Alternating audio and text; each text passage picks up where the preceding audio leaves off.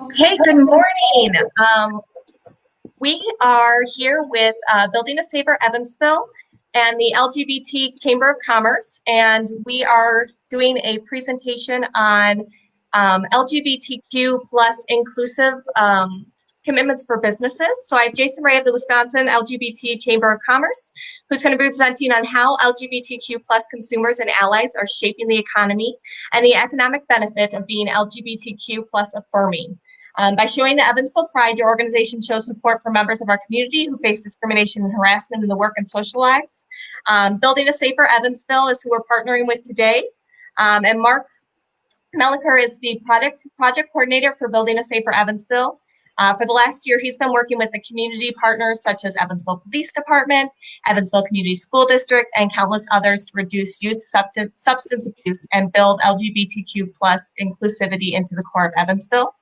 And Jason Ray is going to be presenting today. He's the founder and the president and CEO of the Wisconsin LGBT Chamber of Commerce, an organization of more than 600 LGBT owned and allied businesses from around the state. He founded the organization in 2012 and has seen it grow to record numbers and achievements, including winning the National LGBT Chamber of Commerce's Chamber of the Year Award in 2015. He's responsible for the overall direction and operations of the chamber, as well as membership outreach and retention. He works to build inclusion and diversity through Wisconsin and make the state a truly welcoming and inclusive place. So I want to welcome you guys both here. I'm going to turn it over to you in a minute. Just for those that are watching, if you do have comments, questions, or anything, you can put those into the chat and we will address those at the end. So at this point in time, I'm going to turn it over to Mark and let you go ahead. Awesome. Thank you. Yeah. I will be giving a presentation at the end on joining the Evansville Pride Partnership, which is an organization that we're trying to put together here in Evansville to build inclusivity with businesses and make it easy for you, especially now when we understand how businesses are super overwhelmed with getting customers in the door. This is just something that we want to do to make it easier for you. I can go ahead and turn it over to Jason. Jason will present on why businesses should be LGBTQ plus inclusive. So Jason, you have the floor.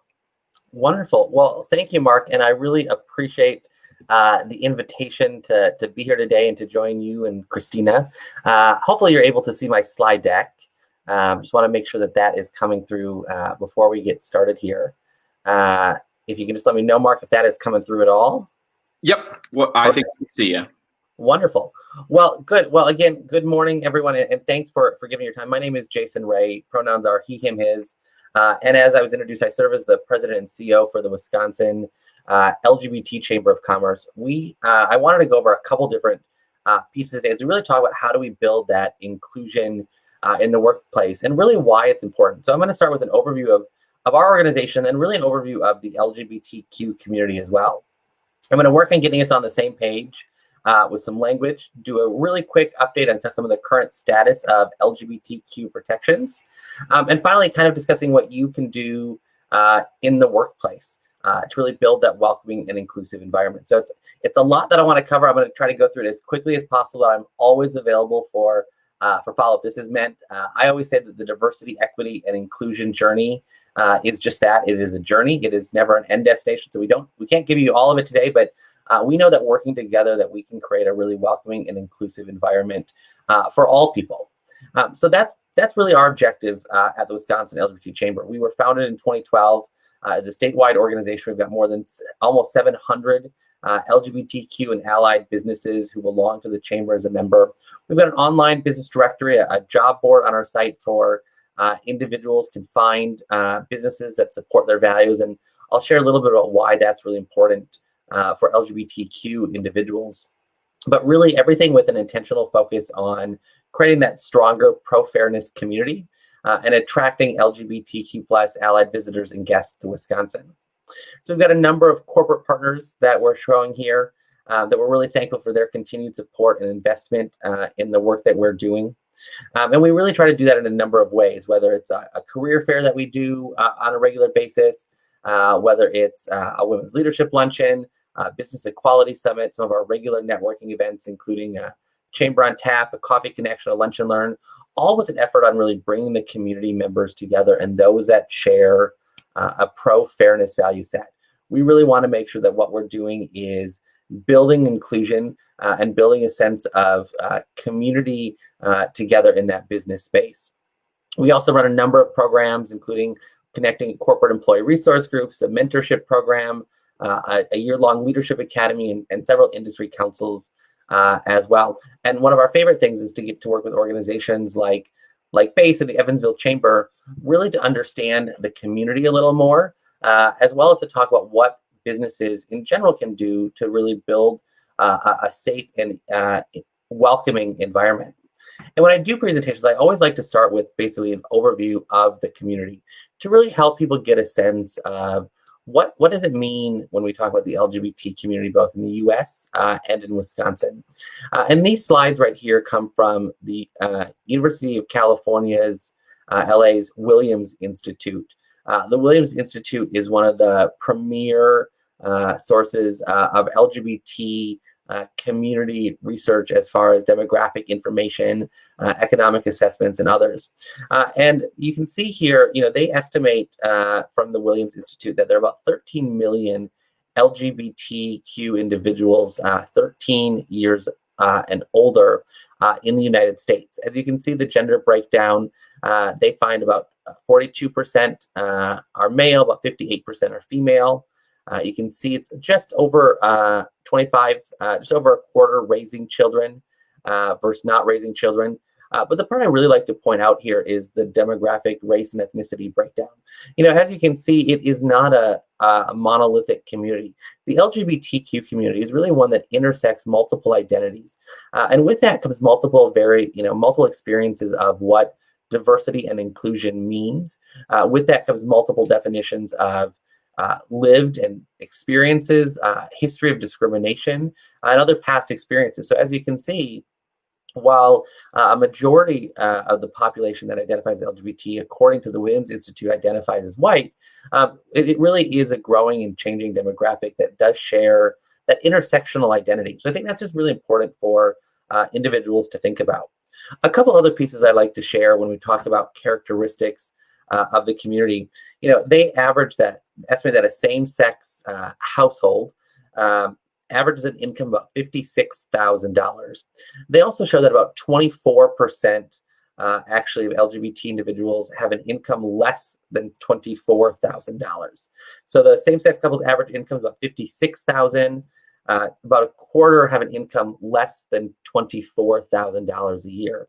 And why I share that is there's a term that's used in some, they think of it as, double income, no kids, must be well off and wealthy. And really, there's actually a lot of experience of LGBT people actually having significant financial barriers.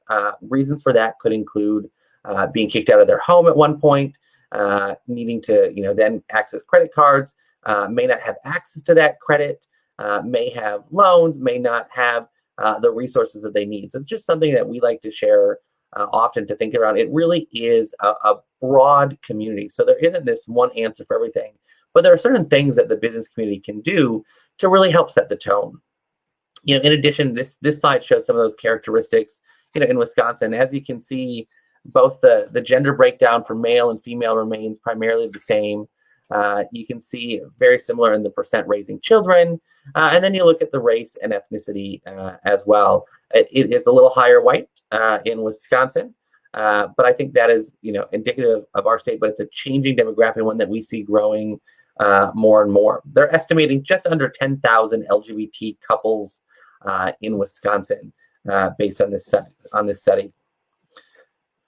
So why does this matter, in the first place? The Human Rights Campaign came out with a report in June of 2018 called A Workplace Divided, really understanding the climate for LGBT workers nationwide.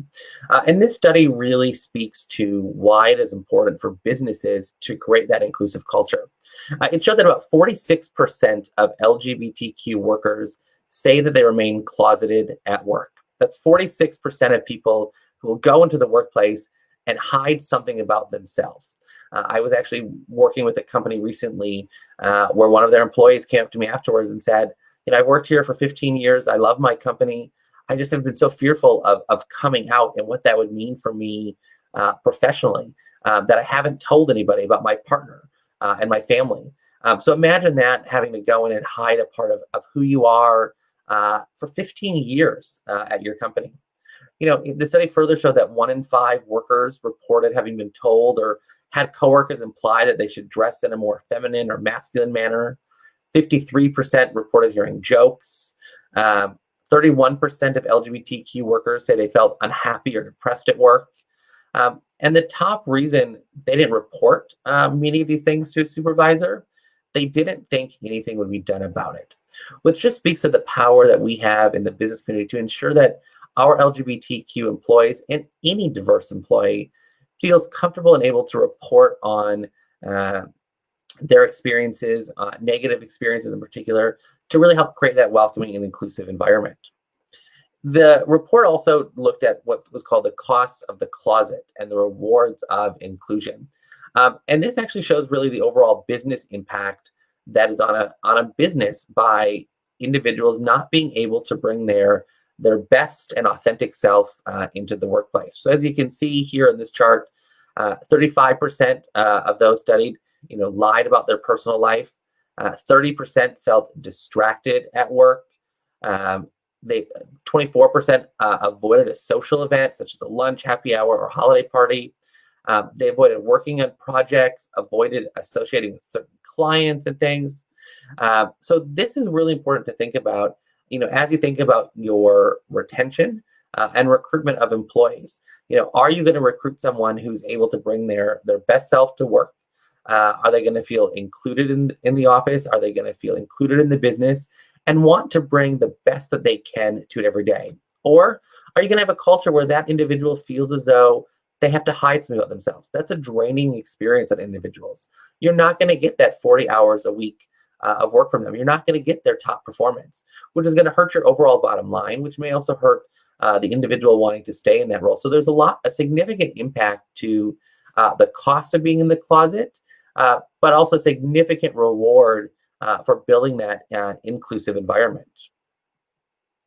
I also wanted to just share, I mentioned some of the economic numbers of the community, and like to share, in the light of COVID, some of the recent numbers that have also come up from some of our studies really showing that LGBTQ people in the United States were actually more likely than the general population to have experienced a cut in work hours. 30% of LGBTQ respondents have had their work hours reduced compared to 22% of the general population.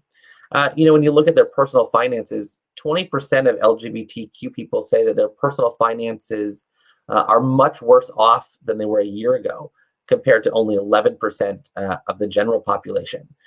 So there's a significant economic impact that COVID-19 has had, including people, faring worse, higher unemployment, in particular higher unemployment among LGBTQ people of color and bisexual people. 70% of LGBTQ people of color were more likely to have lost their jobs since COVID-19. So there's significant impacts that go beyond just the LGBT community. When you look at that intersectional identity and the LGBTQ people of color faring far worse during this pandemic as well.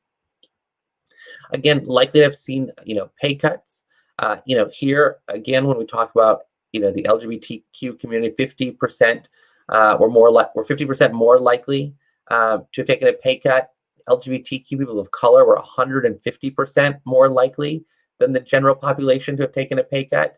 So again, significant impacts that we like to share as we set up, what does the LGBTQ community look like, not only here in Wisconsin, but across the US. Now, there are also a number of feelings that the community has, and we take this data from Community Marketing and Insights. They're a nationwide survey group that does an annual community survey to understand different feelings of the community. And one here was asking LGBT community members, if they agreed with certain statements. And overwhelmingly, almost 87% of LGBTQ respondents here in Wisconsin responded that corporations that support equality were more important than ever. But 86% said that companies that support LGBT equality will get more of their business this year. We have found, it says that they're going to purchase from companies that market to and support the LGBTQ community. We've seen multiple studies like this, whether it's Community Marketing and Insights, or things from the Williams Institute as well, or other sources that really talk around the LGBTQ community, as well as allies who want to do business with those that share their values. One study showed that individuals would be willing to spend twice as much on a product or service if they knew that if the business that they were supporting was supportive of inclusive of the LGBTQ community. Twice as much on a product or service. So there really is that business imperative for businesses to say, well, what are we doing to really make sure that we are presenting an inclusive environment that we are marketing to the community and that we're being really engaged and intentional about our work. Again, asked whether they have made in the last 12 months decisions to purchase products based on a company's inclusive outreach, employment practices. 83.3% of Wisconsinites who identified as LGBT said that they made the conscious decision to purchase from a company because of their efforts on inclusion. So I think the work that's being done by the Evansville Chamber and Base is so important as we talk about this, because it will really help drive business development, whether it's small business, medium-sized business, or our large corporate partners, who are really looking at saying, how can we help grow? And one way to do that is really making sure that you are not just paying lip service, but really being intentional about your inclusion of the LGBTQ community, and really making sure that you are putting policies and practices in place that will welcome and appreciate all employees and all consumers in this. So as we continue this morning, I'd like to also start with getting everybody on the same page when it comes to language and other terms. I think it's really vital that we are on that. And, I always like to share this iceberg model just as a beginning piece of any diversity, equity, and inclusion session that I do. And it really just shows kind of what's above and below the waterline. And it's the point of this graph is to think there are certain things that you can tell about an individual based on physical appearance, physical traits, voice, languages spoken, accent perhaps, that are diversity things that you can see above the waterline. But then there's so many things below the waterline that individuals don't know, whether it's immigrant status, sexual orientation, gender identity, whether you're sober, in recovery, your religion, your life experiences, your socioeconomic status. That as we think of diversity, we have to always keep in mind that there's so many other layers that aren't visible to the eye, that individuals can't make assumptions on things, but we really need to be cognizant of this and really making sure that we are doing everything we can to embrace full inclusion of all individuals, and realizing that there are pieces of folks that you're not going to see, but that are there and exist and are part of their lived experience. I also like to get on the same page when it comes to diversity versus inclusion and equality versus equity. And I always define diversity as being invited to the dance. And inclusion is once you're invited to the dance, actually being asked to dance. It's not about just saying, we want you. It's about saying, we want you, and we want you involved in this work. That we are really about more than just the passiveness of diversity, but really about the intentionality that comes with inclusion. And that goes along with equality versus equity. And equality is generally considered the equal opportunity and that same levels of support for all segments of society. Equity tends to go a step further and offers varying levels of support depending on the need to achieve a greater fairness of outcome. So often equality is synonymous with just let's level the playing field, everybody's got that equal opportunity. I really think we should drive in this space for equity, really consider diversity, equity, and inclusion. And the equity really about making sure that we have more for those that need it. It's not about just leveling the playing field. It's making sure that those that are further marginalized, further discriminated against, and further behind in our society are given the tools and resources that they need to advance and to get on that same playing field. It's not about just leveling it. They don't have the tools to even get there at the moment. So we in the diversity space are really focused on how are we building long-term equality and equity. It also comes with a number of terms of basic definitions, and I've been using LGBTQ in this, and that really is an acronym for lesbian, gay, bisexual, transgender, and queer. You may often see it referred to as LGBT, LGBTQ+, LGBT+. It's varying. That similar community marketing and insights survey that I shared highlighted that we've seen a changing demographic usage of this, that younger members of the community tend to prefer LGBTQ. For longer-term members of the community, LGBT is more preferred. It is a changing and evolving term. It used to be about 10 years ago. It was simply gay and lesbian was the term that was used. So we're continuing to see language evolve.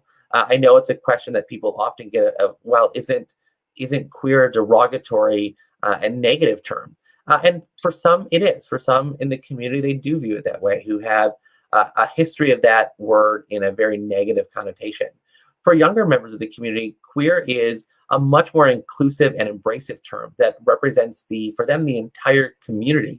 And then they prefer not to label with just lesbian, gay, something else, but they identify as queer in that way. So it is a changing term. It isn't one that you need to fully understand all the difference of, but just understanding as we're talking today about definitions that we're looking at, LGBTQ, but it's synonymous with LGBT or any other variation that you might see.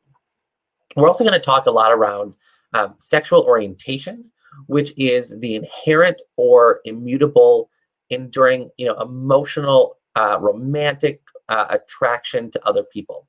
And then there's gender identity, which is one's innermost concept of self, whether you're male, female, a blend of both. You may consider yourself non-binary in this. And your gender identity can be the same or different from the sex that you were assigned at birth. Then there's gender identity, but there's gender expression. And that's an external appearance of one's gender identity, usually expressed through behaviors, clothing, and it may or may not conform to socially defined behaviors that are characteristically defined as masculine or feminine. This genderbread person is actually one of my favorite images that we like to use as we do this work, and it really kind of helps highlight the difference between identity, expression, sex, and sexual orientation. So, as you can see, gender identity is identified up as the brain. It's how you yourself identify, how you consider yourself more male or more woman, more man, more gender queer, non-binary. How do you view yourself and your own gender? Then there's a gender expression. You can see as the outline, the shape of the genderbread person. This is how you present yourself externally to the community, whether it's how you act, how you dress, how you behave. That is your gender expression. It may be more feminine or more masculine, and it can or cannot be different than your gender identity. You've got your biological sex, but then you've got your sexual orientation. You see the heart. It's who you are attracted to, whether you might be heterosexual, bisexual, or homosexual. There's a variety of different ways here, but it really shows there's three kind of different, whether it's the identity, the expression, or the orientation. And why this matters is there's different policies, especially when it comes to employment non-discrimination related to gender identity and expression. I always put some of the terms not to use during this, as you can see here on the slide. It's okay. It fluctuates between the variations of LGBT, LGBTQ, LGBT+, etc. Things like sexual orientation, gender identity, LGBTQ friendly, all great things. We avoid using, the word unless you understand it fully and perhaps are a member of the community or have a better, a deeper understanding, use of the word queer, perhaps. We also avoid using pronouns, avoid using ladies and gentlemen, Mr. and Mrs., just to ensure that you are not misgendering someone, that you're not assuming that everyone in the audience or that you're working with identifies as male or female. And then there are other terms like sexual preference. There's no preference about it. I have a preference that I don't like mornings, but that is not the same as my identity. It's not something that you have a preference for. Here you can also see other terms that we avoid, again, the asterisk next to queer. The other one that we like to mention often, are two on here, is using LGBT as a noun and just assuming the LGBT do this. Well, there is no such thing as the LGBT. It's a descriptive word. It's an adjective for an individual. It's not a collective monolithic group by just saying the LGBT. Now, the LGBTQ community would be an adjective and a noun. We also avoid saying things like, gay marriage. It isn't just gay marriage, it's just marriage. So just things to think about as you are thinking through your common language. And it is okay to mess up along the way, and it's okay to have questions as you're going, which is just fine. So you don't have to know all of this today, but we like to share this as just a starting point for you to start thinking around the language that you're using and the type of culture that that language helps create. I mentioned pronouns as well, and we encourage you to, as we think about getting on the same page, it's pronouns, which I know all of you understand. It's that word used to refer to someone you're talking to, such as I or you, or talking about in the third person, things like she, her, he, him, they, them. Some pronouns are gender, she and her, for example, he and him, but it's important to be intentional about the way that we use those pronouns to create that environment.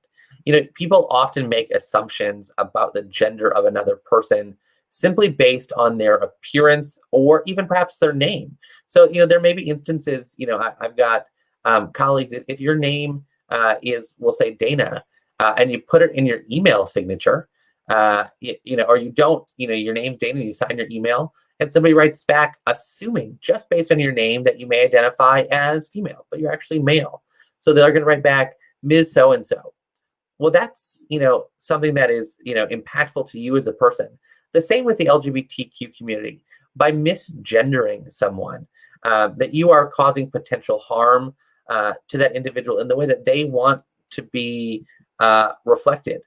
Actively choosing to ignore someone's pronouns is actually a very harmful act. So it's really important to be intentional about how you are using language. Again, they're important. If you don't know someone's pronouns, it's okay to ask. Simply say, what pronouns do you go by? Or what pronouns do you use? I encourage at the start of meetings to start things with, hi, my name is Jason. My pronouns are he, him, his, and I'm excited to be here with all of you today. Just simple language like adding in your pronouns can really create that inclusive business community. Now, misgendering is the intentional act of really incorrectly referring to a person's gender by just, assuming their identity, perhaps by outward appearance. And it really, whether intentional or unintentional, it really can have long-term harmful impacts. Now, it's okay to make mistakes in this.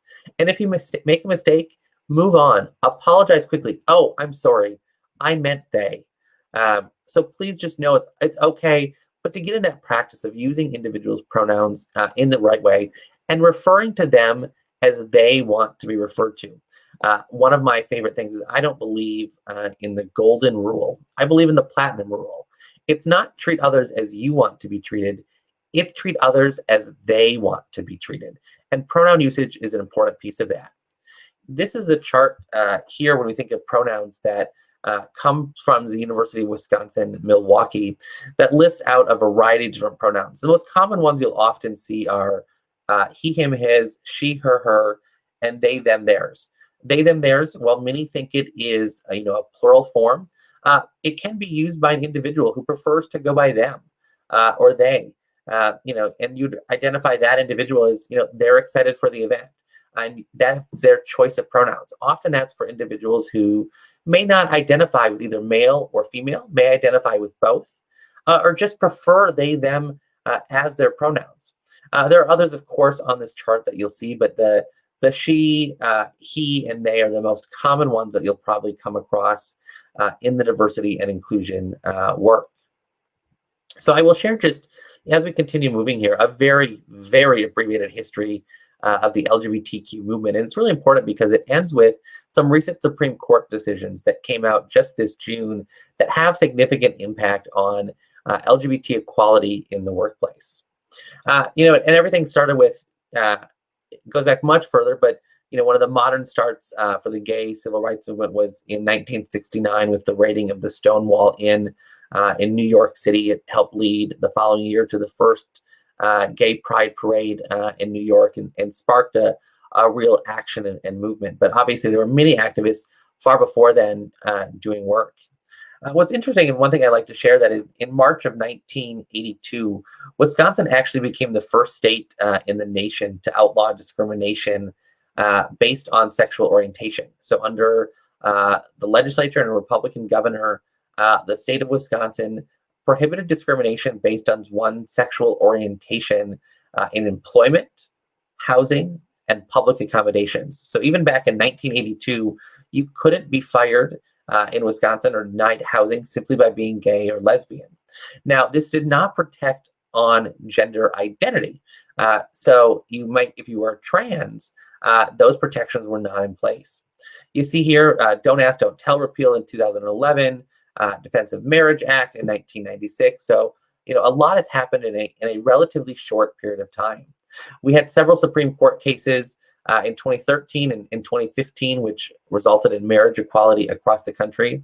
And then most recently, in June of this year, 3 Supreme Court cases on LGBTQ employment non-discrimination that really helped change the law of the land, frankly, and really create a much more inclusive environment, at least when it comes to employment, for members of the LGBTQ community. So that brings us to the current status of LGBTQ protections. So on the federal level, when it comes to employment non-discrimination, in statutory language, the law currently uses the words race, sex, pregnancy, religion, national origin, disability, age, etc. when it comes to non-discrimination. There are no federal laws that explicitly use the terms sexual orientation or gender identity and expression when it comes to non-discrimination in employment. So again, there are no federal laws on the books when it comes to including the words sexual orientation or gender identity for non-discrimination in employment on a federal level. And as such, prior to the Supreme Court cases, which had an impact on that, because there was no federal law, states were doing their own work. This is one map that came that I share and shows a patchwork of laws across the country, where in some states, the states in red, they passed their own statewide non-discrimination laws protecting against discrimination in housing, public accommodations, and employment based on sexual orientation and gender identity. Wisconsin there in the dark blue was because we only protected based on sexual orientation, and our non-discrimination laws did not include gender identity. But as you can see, in many of these states in the gray areas, there were no statewide laws around non-discrimination protections. So you could get married over the weekend because marriage equality was the law of the land and had to be recognized no matter where you are.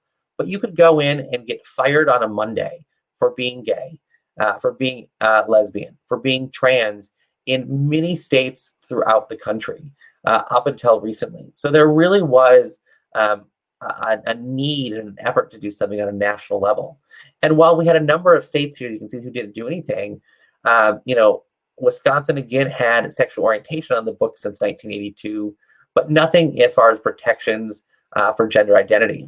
In order to make up for that, we actually saw several municipalities across Wisconsin and other local communities throughout the country pass local non-discrimination ordinances to really protect on a local level. This list here is not an exhaustive list, but this is just some of the areas in Wisconsin that did pass their local ordinances to prohibit discrimination based on gender identity in employment, housing, and public accommodations. Again, sexual orientation was already covered statewide, so these municipalities went further and made sure that LGBTQ individuals were protected based on their gender identity and expression. So then we had an interesting twist in the about 2010 to 2012, and it came around the Equal Employment Opportunity Commission. And the EEOC is responsible for interpreting and enforcing Title VII prohibition on sex discrimination. And they had a case that was brought forward. It was called Macy V Holder. And it was an individual who was applying for a job with the Bureau of Alcohol, Tobacco, and Firearms as a crime laboratory spot. She applied for the job, was told she was going to get the position, informed, that during the background check, she informed that she was transitioning from male to female. Very quickly after that, was told that the position was no longer available. And Macy filed suit against as an equal employment claim, and said discrimination occurred based on her sex. And the Equal Opportunity Employment Commission stated that the ban on, as we see, sex discrimination prohibits discrimination actually based on one's biological sex and gender identity. And that gender identity encompasses not only biological sex, but all terms of masculinity, femininity, and things as that much. So the Equal Opportunity Employment Commission started interpreting sex discrimination to include gender identity and sexual orientation in what was considered sex discrimination. Now, that led to a number of different court cases across the country over the last few years that worked their way up to the Supreme Court, which heard oral arguments last year in October and just issued rulings in June.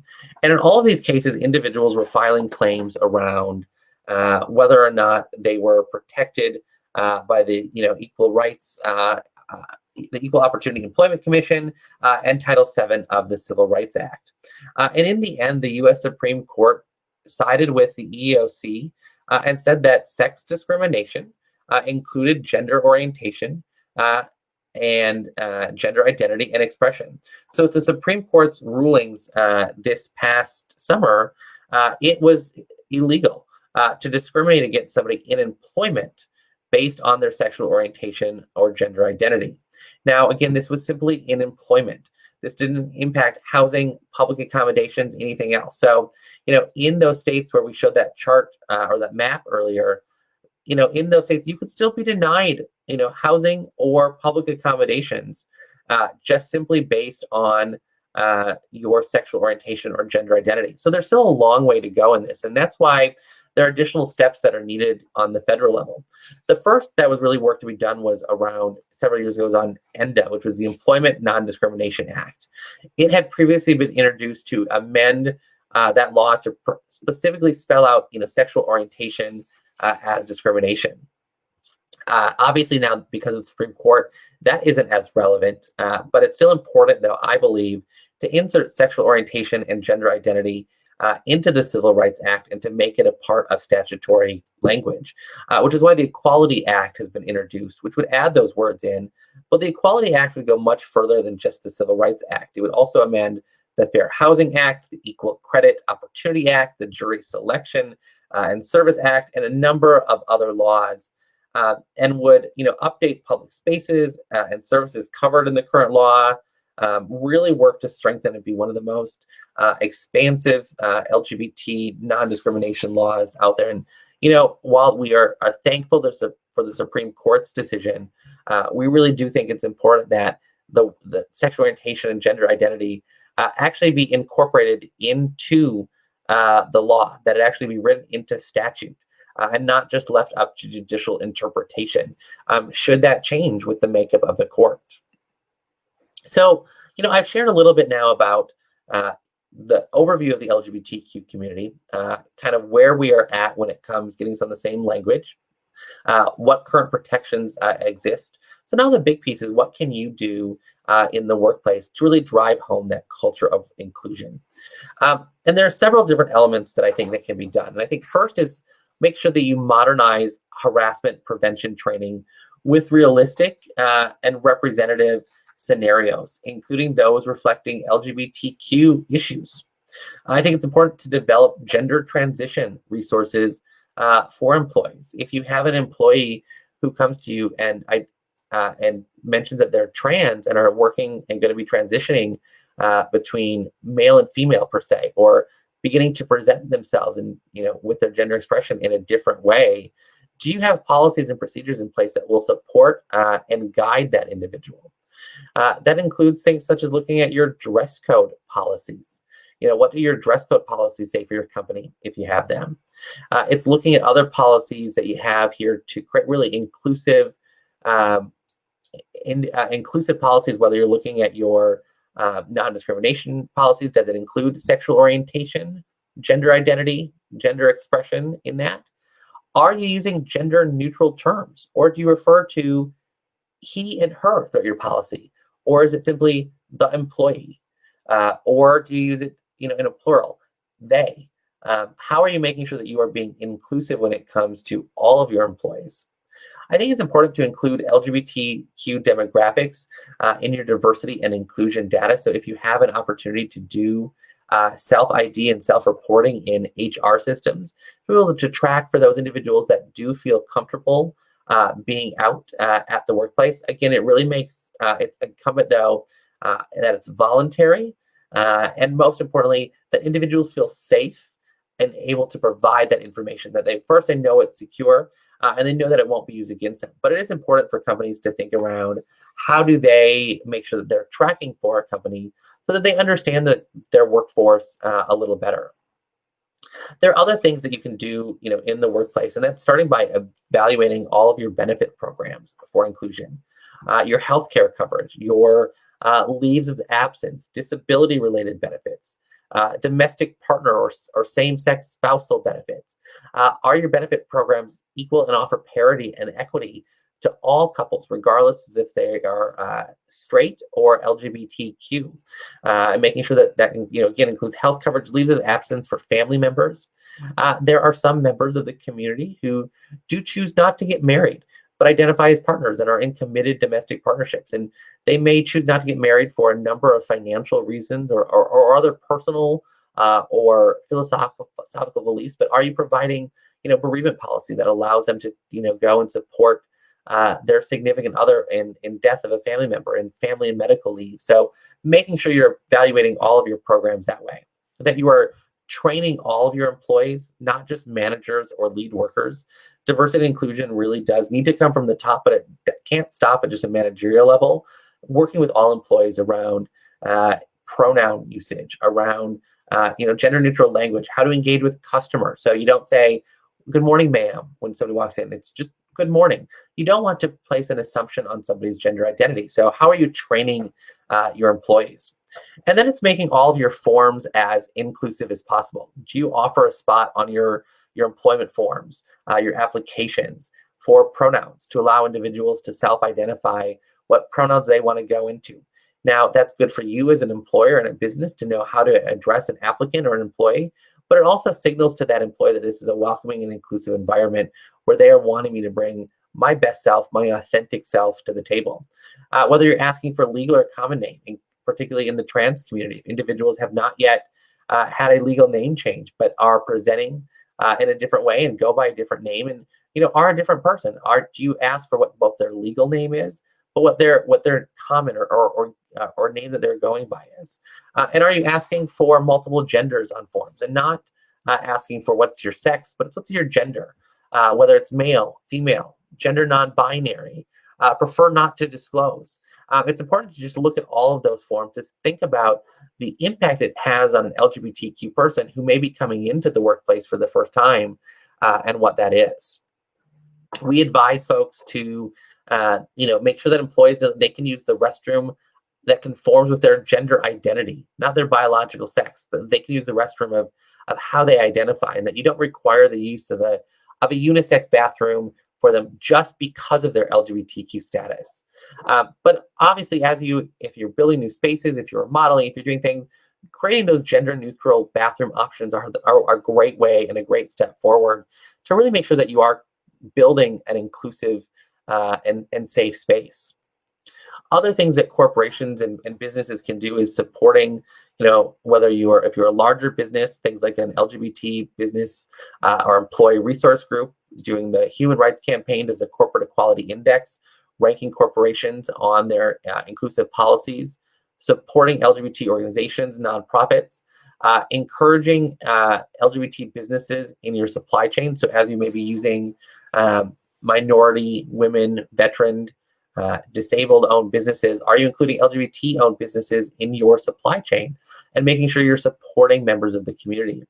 Are you posting on LGBT inclusive job boards? We have a job board on our site, which is getting about 1,200 views a month from individuals who want to find an employer that they know that they can bring their authentic self to work right away, a company that shares their values. So how are you looking for individuals? What language are you using when it comes to really talk around inclusion in the workplace?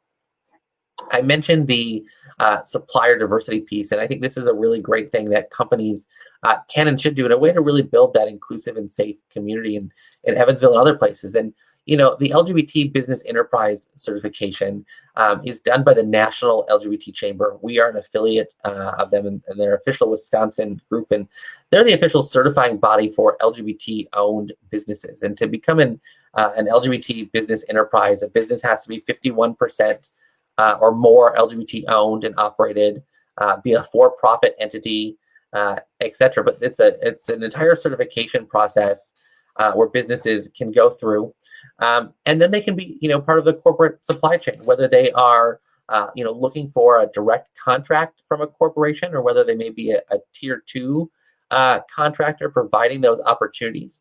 Something that you can do as a community, say, what is our diverse spend, whether it's with LGBT business enterprises or other diverse certified businesses?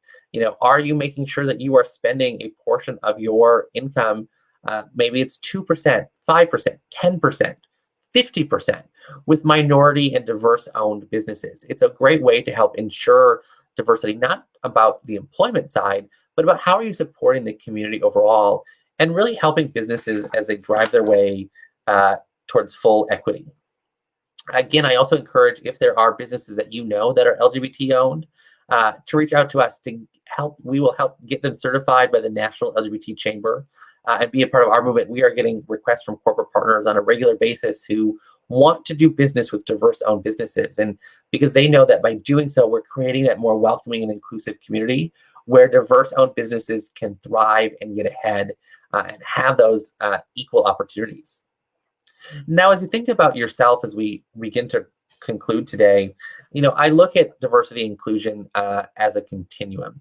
I adapted this from my good friend Jennifer Brown in her book about how to be an inclusive leader. And I think there are really 4 phases of being an inclusive leader. That the first phase is unawareness, that you just don't know anything and you have no understanding of the issues. The second phase is awareness, that you have a basic but limited concepts, but you're not active on behalf of it. You know that there are things out there. Then you have phase 3, which is your more active side of inclusion. And that's where you are well informed. You may be sharing and you're seeking diversity and inclusion. You're seeking it when you're prompted to do something. But then there's the fourth, which I call the advocate. And that's where you're committed routinely and proactively to championing inclusion. You'll often hear people talk around, well, I want to be an ally. And I think being an ally is a great thing, but I really think that ally is passive, that it's really important to think around how are you being an advocate for change in the workplace. And there are several ways you can do that. On a macro level, you can commit to your continuous self-education. Listening and being part of this event today is a great piece of that. It's about applying, a diversity and equity lens to your everyday work. So looking at, how are people being treated? Again, that platinum rule, and not assuming with this that you are free from unconscious bias, thinking around your actions and looking at everything you do from an equity and inclusion lens, making sure you're continuing to communicate the need for diversity, equity, and inclusion in the business community, that you're getting involved in your company's diversity and inclusion work, and that's including taking a leadership role. Think of what you can bring to the table. And don't, in particular, when you think of that, don't assume that being, an advocate or an ally means you can't take that leadership role. It's great to step up, to be a part of that effort as an ally, and to help your LGBTQ colleagues, employees, and customers know that it's a safe and welcoming spot. It also includes, on that more micro level, offering your pronouns. So when you start meetings, to put them there, whether you put them in your email signature, to use gender inclusive language, to speak up and to be visible. Here as I continue talking about pronouns, it's as simple as, when you start a meeting or you do something, it's good morning. My pronouns are he, him. making sure they're in your email signature, maybe on your business cards. They could be beneath your name, after your name. I have seen some companies who, they'll put pronouns and then they'll put in parentheses after it why this matters and link to educational resources so that others who might see that and say, well, what does this mean, might go and learn. And then, of course, it's asking people, how should I refer to you? I'm seeing more and more companies include pronouns on name tags for their employees, who are including them in email signatures, HR databases, employment forms, but making sure that your employees can be treated the way that they want to be treated, that they can be addressed the way they want to be treated.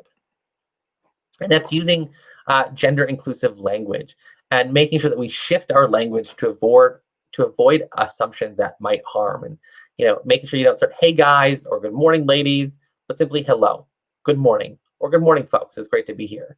That you're watching your sirs and ma'ams, your ladies and your gentlemen. There are other phrases I'm sure that you can think of that you use that are gendered on a regular basis. And that gendered language is harmful to folks who may not identify that way. You want to present that gender inclusive language that will allow all people to know that they're being addressed, that they're being included, and they're being thought about in this. So I encourage you as you go about, today, to look at the language that you're using, to think about the way you're referring to people, to think about how you're addressing a group of individuals, and is it gendered language or is it fully inclusive language?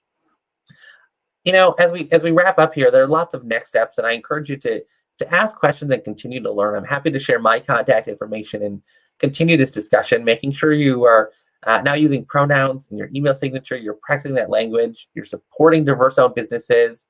And I think the most important step is that you are an advocate for full inclusion in the workplace. But as I started the presentation, diversity is an ongoing journey. There isn't an immediate spot right now where you're going to say, well, I'm going to get from here to here and I'm done. There's always something to learn. So I encourage you to continue attending sessions like this, being engaged, and really pushing yourself and driving yourself forward on that journey towards full diversity, equity, and inclusion. Again, I'm happy to share my contact information and continue this dialogue with anyone who wants to. I know I've tried encompassing as much as I could into as short a period as I could, but there is so much more that we could get to. But I'm just really excited and thankful that the Evansville Chamber and BASE have made this space and place available to all of you, and that you are participating and engaged and interested in this work. So with that, I'll turn it back to Mark. Awesome. Thank you very much, Jason. That it's a lot of information, and I think that's really important that we see that like the roadmap is going to start somewhere, and that's kind of what BASE is hoping to bring up. Christina, if you could pull up my presentation slide, we'll kind of get into that a little bit with the Pride Partnership, and it's going to be an ongoing process. If you join BASE and the Wisconsin LGBT Chamber of Commerce in getting things going, this is going to be a multi-year process. This is going to be something that will start now and hopefully be able to, I think I got to reshare my screen real quick. Sorry about that. Having a little bit of a issue with my connection right now, but we should be good, I believe. There we go. So yeah, thank you very, very much, Jason. If you have any questions, comments, or concerns, please go ahead and put them in the chat, and we will see about bringing those up and discussing that going forward. So the Evansville Pride Partnership is a program that BASE is trying to get going, starting now, moving forward in the next couple of months, to make Evansville a more welcoming and inclusive community. In the fall of last year, BASE received funding from the Stop Sober Truth on Preventing Underage Drinking grant. The focus of that grant is preventing or reducing alcohol use for LGBTQ+ youth here in Evansville. A huge part of that is showing that Evansville is a inclusive and supportive community.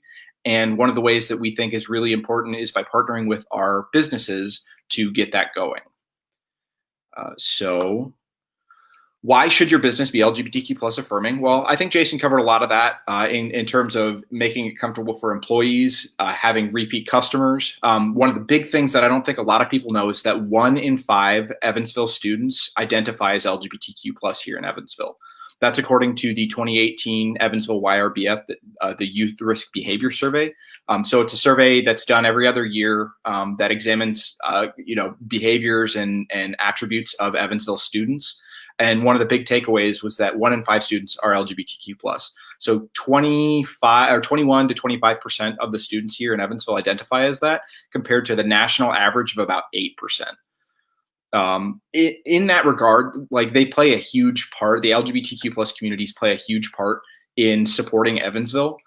8 out of 10 LGBTQ+ consumers are more likely to buy from LGBTQ+ affirming businesses, and 50% of consumers are far more likely to support LGBTQ+ affirming businesses. Both of those studies came from a 2013 UCLA Williams Institute study. So there is a very strong economic potential for that connection.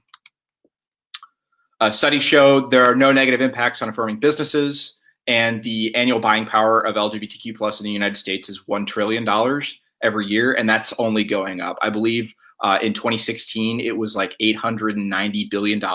So we've seen even a steady increase in the last few years of that. Local businesses are important to small town identity. They build trust in local communities. They play a very important role in LGBTQ+ acceptance, especially in a town as small as Evansville, where everyone drives past the local businesses and can see and interact with them daily. And it can provide a space for LGBTQ+ youth to feel comfortable.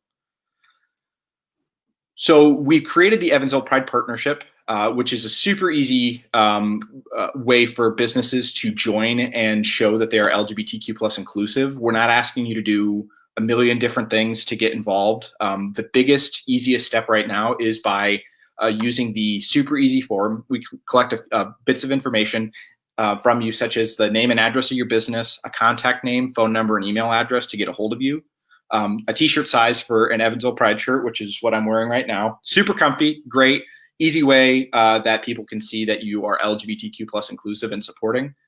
And most importantly, we ask for a commitment from your business. This commitment is to show that you are affirming and visibly supporting of LGBTQ+ communities here in Evansville. This may seem like a lot, but BASE recognizes that you are super busy right now, especially during the time of COVID, in keeping your business afloat and finding a way to reinvest in your community. And we're not asking a million different things out of you. We figure that if you can join the Pride Partnership, all you're doing is filling out a form that says that you're going to do what you can to support LGBTQ+, and that Evansville will have your back in that regard. The Building a Safer Evansville will provide you with a Pride t-shirt. We will list your business on our website. We will promote you on all of our social media as part of the LGBTQ+ inclusivity here in Evansville. We'll provide you with a pre-made social media graphic, which you can see in the bottom right corner here, and a window cling for your business. That, is one of the easy steps that we can take right now. We're asking you to put this up in your window to show that you're inclusive, share it on your social media. You get a free t-shirt out of it.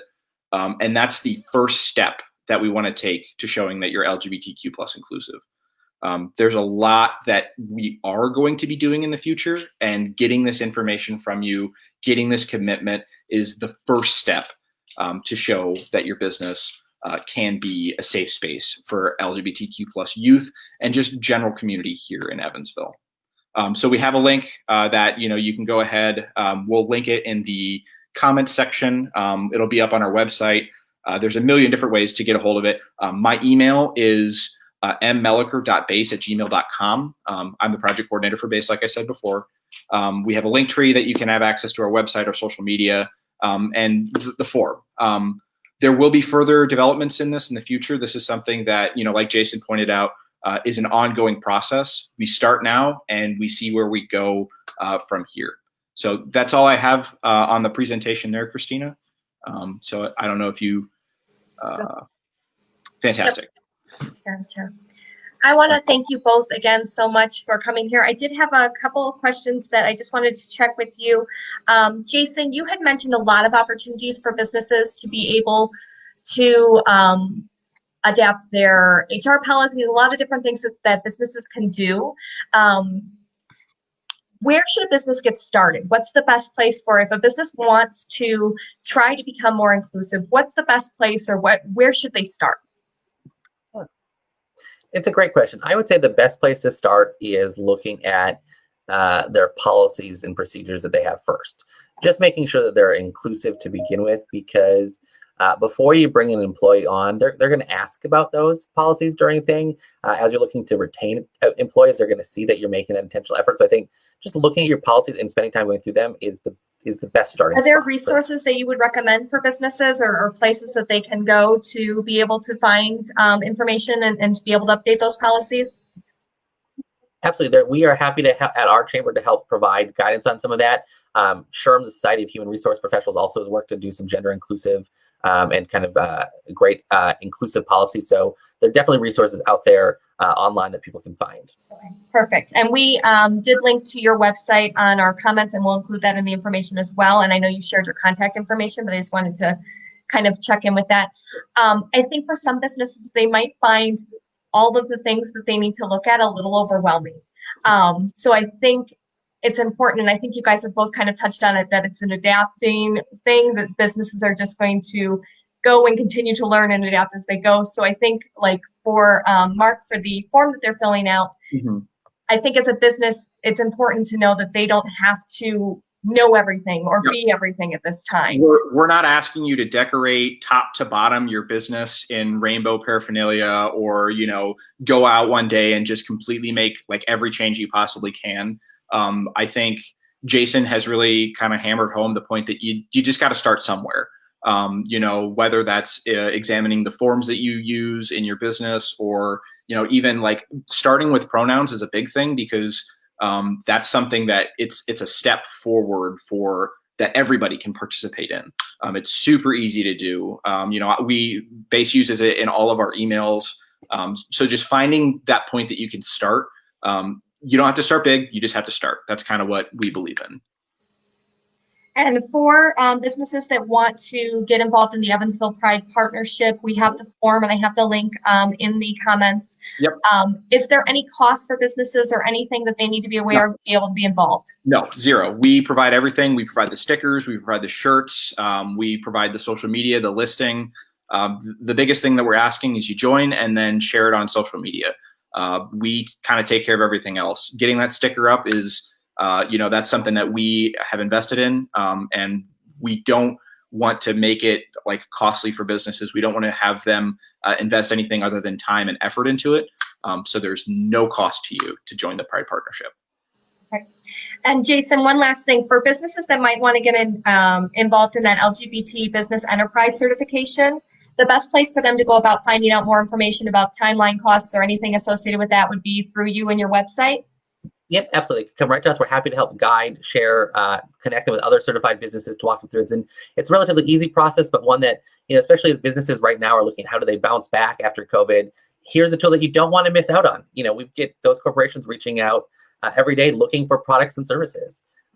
Be there, put yourself out there. And it may not result in a contract right away, but as we bounce back, you don't want to miss out on any of those opportunities. Mm-hmm.